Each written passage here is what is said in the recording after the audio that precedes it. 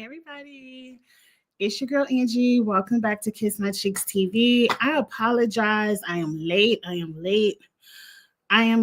Number one, I hate my hair. I can't get my little front bang to go right. Whatever. Number two, I normally don't go live at 5. I usually go live at 6. But I don't want to be on live really late. I have a lot of videos to do today, so I started really early. Up first is going to be Wags, a new show on Netflix. I'm going to give you all my 2 cents. I kind of talked Ep1 into watching it. I'm going to hit Ep1 up later to see if she liked it, to see if she want to pick it up to review with me. I'm just going to go over episode 1. I watched episode 1, and I have thoughts. Up next, the Challenge All-Stars 5. I'm going to save all the All-Stars 5 announcements for that live, but I will be doing a trailer review up next. At 6 p.m., me and L Train will be discussing Harlem. It's pretty much, Harlem starts tomorrow. Is it a romantic comedy? It's like a romantic comedy drama set in Harlem. All black cast. I really love it. Season 3 is going to be the last season. I'm kind of sad about that, but we're going to do a season 1, season 2 recap of the characters, kind of what we want to see go on in season 3, because the new season starts tomorrow, and me and L Train will be reviewing Harlem together this season. So that's the lineup for tonight. Let's get it popping. Let's start with Wags. Let's just go ahead and get into it. Wags is... What does WAG stand for? Hey, DM Rocks, wives and girlfriends. I guess they can't use basketball wives or football wives. Shawnee done already used that, so they have to use WAGs. Or Wags to Riches. Hell, I ain't even know the name of the show. There it is right there. Wags to Riches. I done forgot the to Riches part. Oh, well. The lead character is Sherelle. We all know Sherelle from Selling Tampa. I believe word on the Twitter curb is that Sherelle didn't necessarily leave Selling Tampa, but she left Tampa to go to Miami to be with Ocho Cinco. If we look at today, present time, her and Ocho Cinco are no longer together, but at the time this was filmed, they were. So here we are. We know when she was on Selling Tampa, I believe she was pregnant, or did she just have a baby by Ocho Cinco? I can't remember. I personally don't care. I got some thoughts. What I'm going to do today is I'm going to go with cast member by cast member, kind of the vibe they gave me episode 1. And hopefully by tonight, Abby would have watched episode 1 and she'll let me know if she's feeling it or not to want to review. If she's not feeling it, I will keep up the review solo. But if Abby is feeling it, we're going to talk about this together because I have thoughts, and I would love to talk about this with my girl Abby because I have a feeling she's going to have thoughts too. I heard Bravo is developing Wags with the Kansas City Chief wives. Not interested. Whose wives? Mahomes with Taylor Swift and her band of Swifties? No, thank you. I definitely am not interested in that. But I'm in the minority. There's a lot of people that would love to see that. Not I. Not your girl. But let's get into this. That's pretty much the setup of this show. If you ask me, it seems like Basketball Wives Miami. It seems like Sherelle wants to be the new Shawnee O'Neal. Dion Rocks, I'm sure Taylor Swift won't be on it, but I'm still not interested. Who played for the Kansas City Chiefs? Mahomes, Travis Kelce, that's all I know. They on my fantasy team. I don't know who they are. Oh well. Um, I might watch it. I might, depending on the cast. But if it seemed like a cast, the Swifty fans, no, thank you. But anyway, we ain't about to talk about no future show. We talk about this right here. Basketball Wives Miami. Sherelle, we know from Selling Tampa, is a broker. She says she's also a real estate developer. You go, girl. I ain't knocking nobody for their hustle. But it very much gives, she's the head, be in charge. It ain't been 10 minutes yet. And everyone has to kiss her ring. And I don't like that. I don't like Shaunie O'Neal. I did not like Shaunie on Basketball Wives, how she was a cast member, but everyone had to tiptoe around her. And it was very mean girlish. This show gives me a very mean girls vibe. I'm not yet entertained, but like I said, I have thoughts. Let's go cast member by cast member. This is the cast photo. I will say a beautiful cast. I do think we're going to get some drama. We're going to get some things to talk about. But coming up off episode 1, it just really gives me a Basketball Wives vibe. A really strong Basketball Wives vibe where everyone is kissing Sherelle's ass. And it's one girl that they're bullying. And she happens to be the one girl who has the darkest melanin.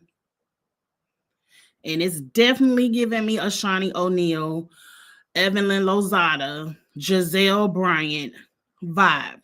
And Sherelle, I liked you. I don't want to dislike you just because of this show.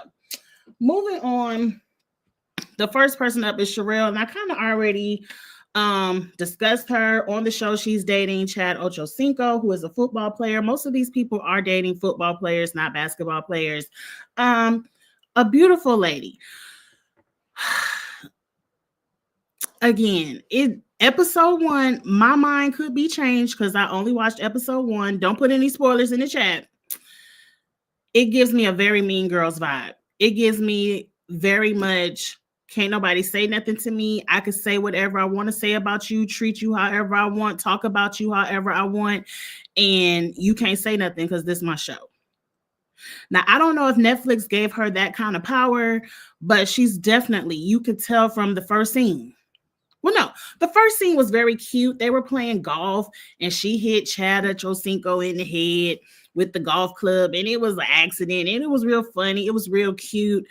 But once the girls got introduced, you can definitely tell she's the one in charge. Sherelle is pretty. I like her tattoos. Everyone on this show is gorgeous. I'm not going to talk about nobody looks.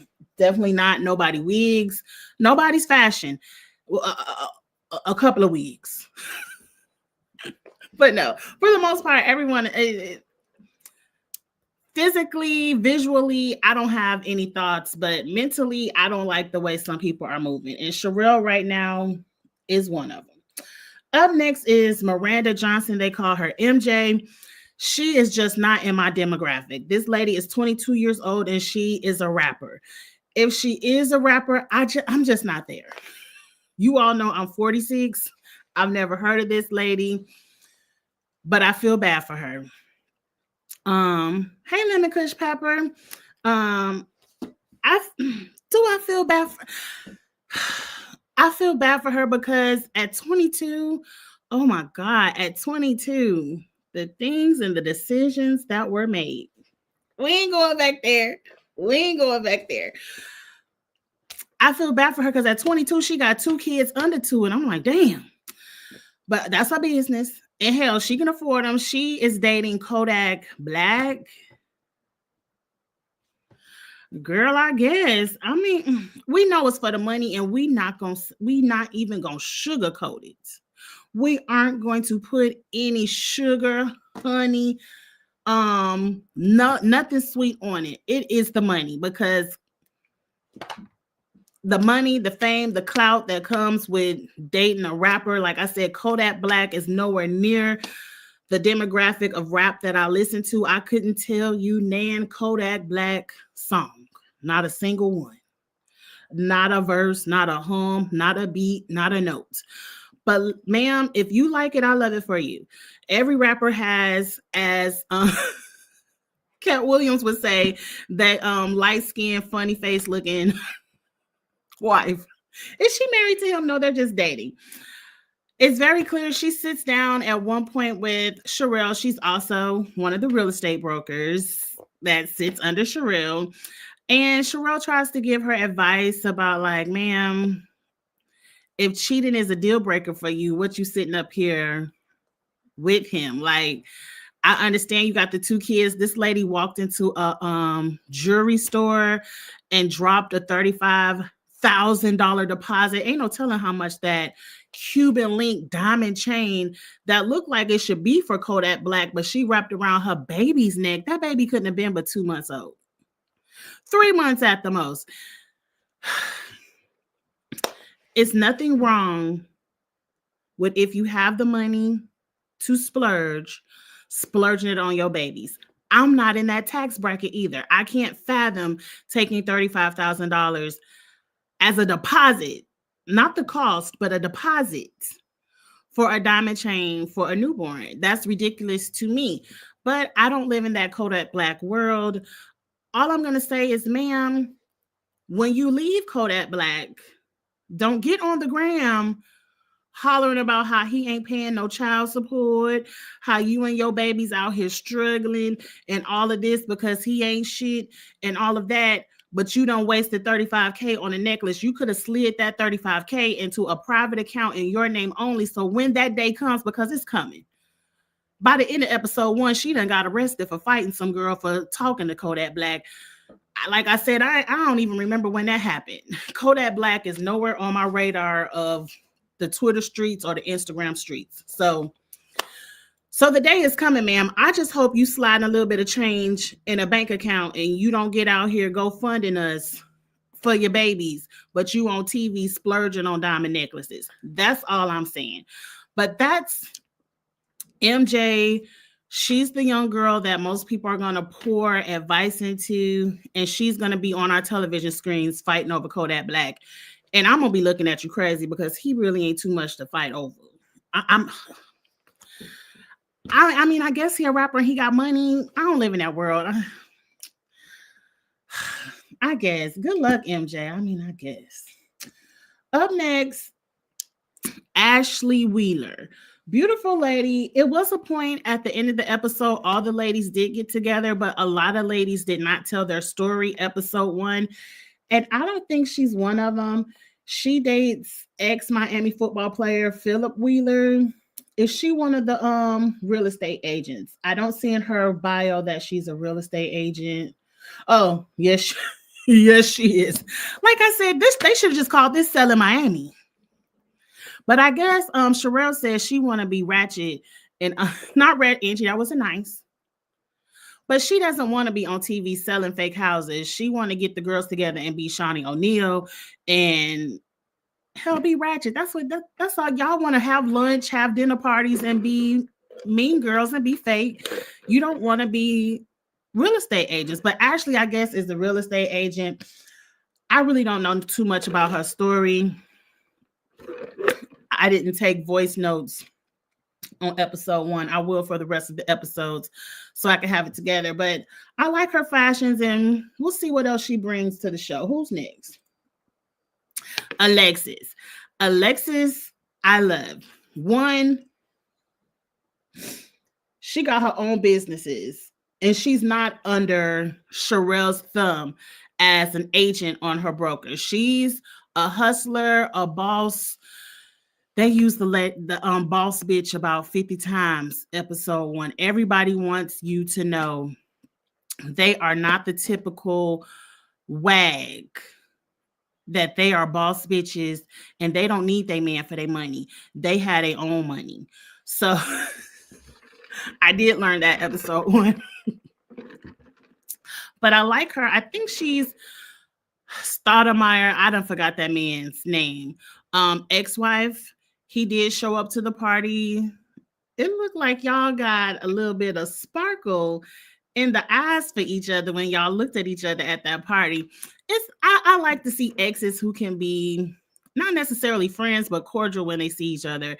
But it's very clear he only showed up to the party to support you, which I'm not mad at. I think she's my favorite 2D and Rocks because she's not under Sherelle's thumb. She could say it how she mean it, and she ain't got to worry about be fired from the agency or kicked off the show. None of that.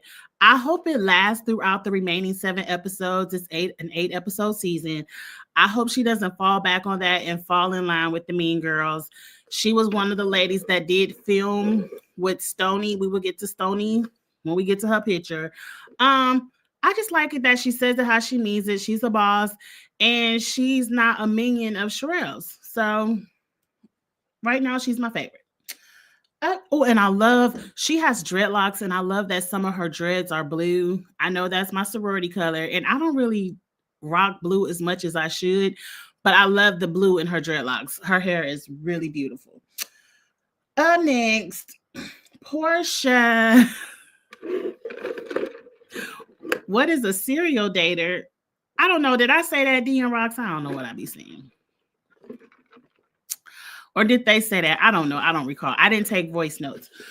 As soon as she said Portia, my mind went to Real Housewives of Atlanta. It's going to be hard for me. But Portia is a Sherelle minion. She wants to be a real estate agent. She works for Sherelle's brokerage. And I'm going to put up air quotes because are y'all really selling houses? Or are we just saying this for the TV show? I don't know. But again, she's married to the boxer. I don't follow boxing that much. If it ain't one of them big heavyweight fights, I don't really remember your name. So I don't really know her husband. But she did bring up he don't wear his ring.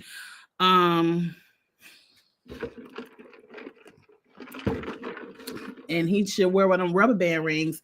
I don't have any thoughts on Portia right now. Like I said, most of these ladies are minions of Sherelle episode 1. I can't wait to get more character development in future episodes, but I like her.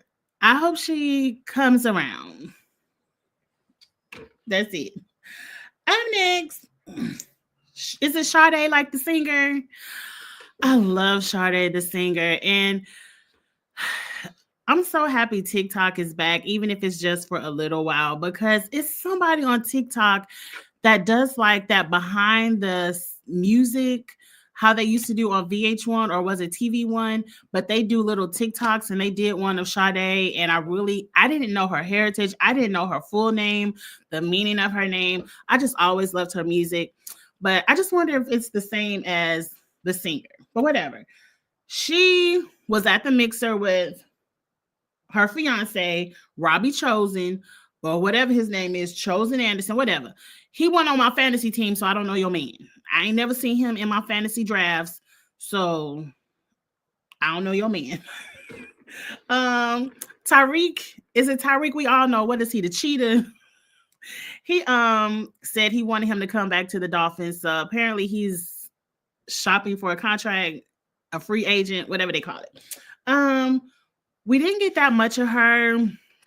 She kind of strolled in with her man, but I did like how was she the one who man kind of looked at her and was like, I love that she's a hustler and she out here and I'm supporting her.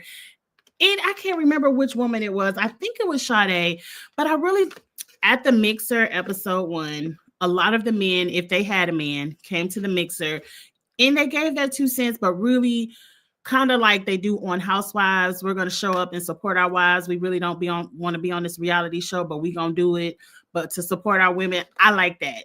And her man showed up. It was very clear he don't give a damn about this reality show, but he showed up to support his woman. And I like that. I like the support. She pregnant. They've been together 9 years and you ain't walked down that aisle.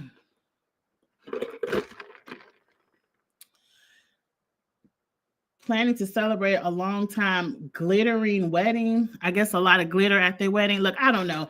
We ain't really get into her character development yet. We'll touch back on Sade. Up next is Stony. I guess her name is Lastonia Levinston. I don't like right now that she's the one.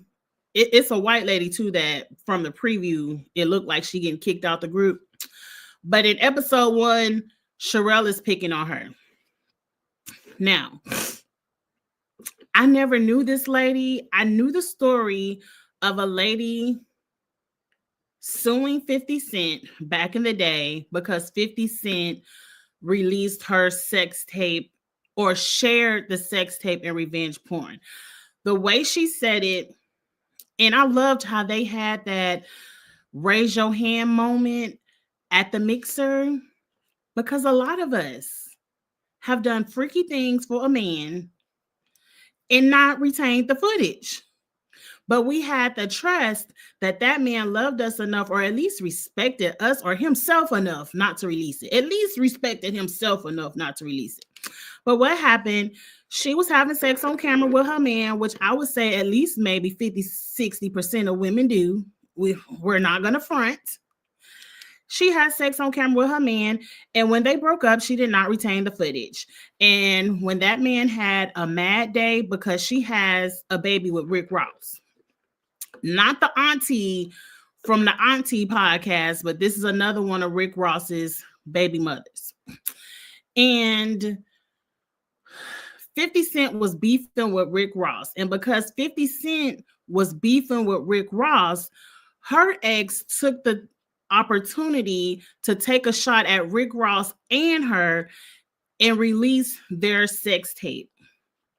And 50 Cent dumbass decided to share it. He should have just let that man do the revenge porn on his own. But 50 Cent, you're the big fish. You shared it. She sued you, got the money. She got on this show and said she blew the money. Girl, how you blow all that money? How much did she get from 50 Cent? I don't care enough to research, but I know it had to be a cute coin for revenge porn. That's got to be a cute coin. And I guess you blew it, girl. And your daughter 22, that child support is over. Good luck with your boutique in this show. I don't see them really giving you another season if they get another season because they're already bullying you. Now, she broke down crying, telling Alexis the story about that sex tape. And I really feel bad for her because that could happen to any of us. That could happen to any of us. I will just say, spill a little bit of my tea.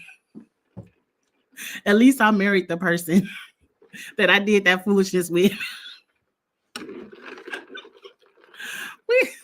Don't say too much, Angie. Your mama or somebody might watch this one day. But I'm just saying, it could happen to any of us. It could happen to any of us. I feel like, and plus, when I did that shit, that was back. I'm dating myself. We didn't even have cell phones. We had to use an actual camera and put the tape in the damn VCR. Even if we could find that tape now, can you find a VCR to watch it on?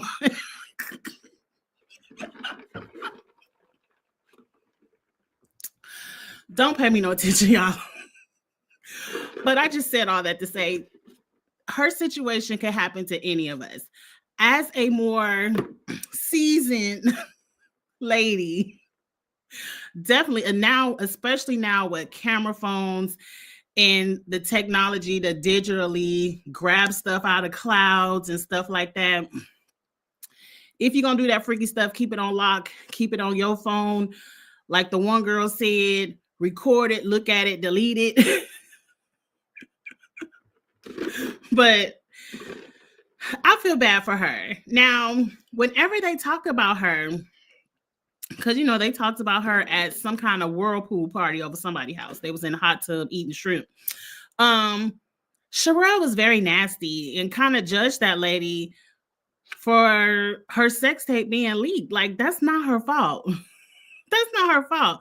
She said every time I talk about Stoney, people say talk about that sex tape and they call her escort. I'm like, there's some hating ass bitches. You gonna believe everything that people say in the blogs? And she was clearly saying what the blog said. She was an export. You want us to believe everything the blogs say about you, Sherelle? I don't like that. It's giving that C word that all the light-skinned ladies hate to be called. It's very much giving that.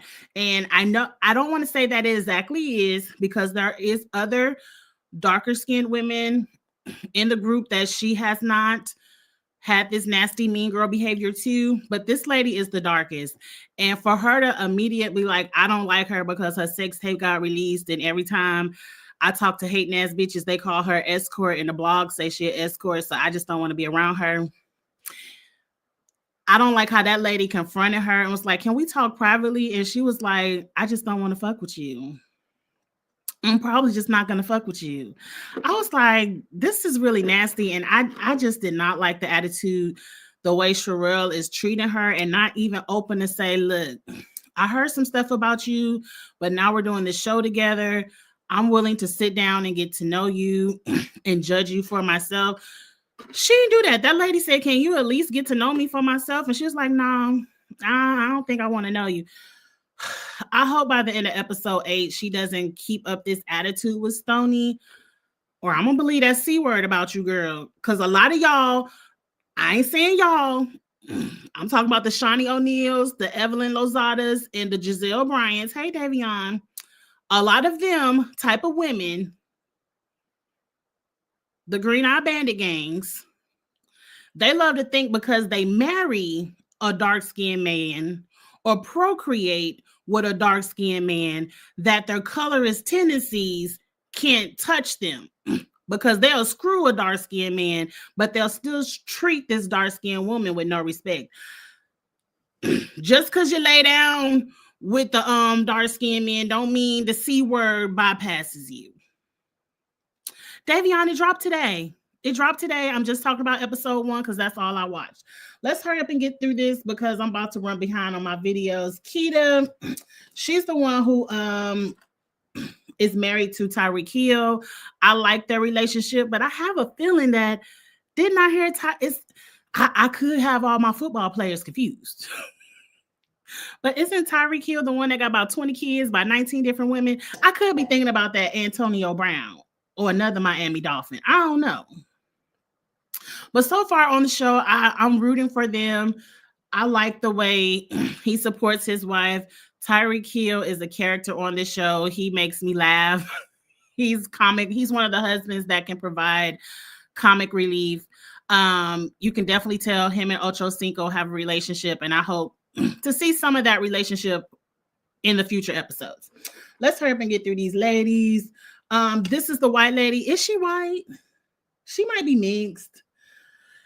Her claim to fame is getting fired by Kanye West. Ma'am, I wouldn't have told nobody I got fired by Kanye. That man is crazy. What you even doing working for him? Anyway, a coin is a coin. Get your money. But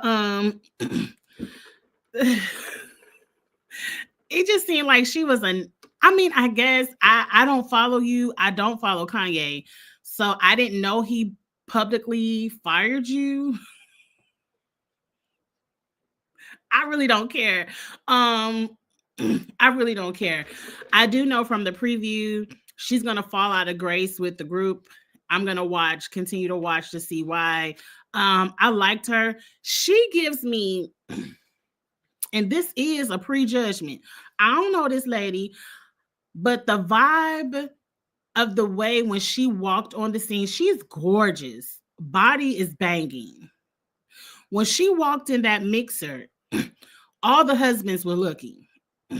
She just gives me the vibe that she'll fuck your man.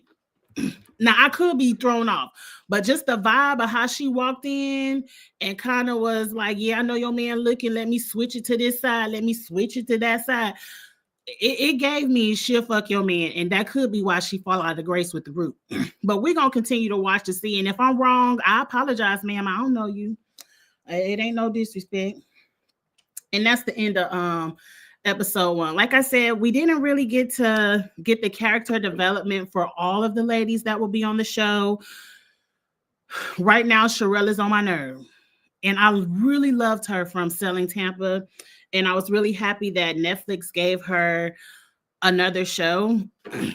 But girl, if you turn into Shawnee O'Neal 2.0, you're going to go right on the list with the rest of them.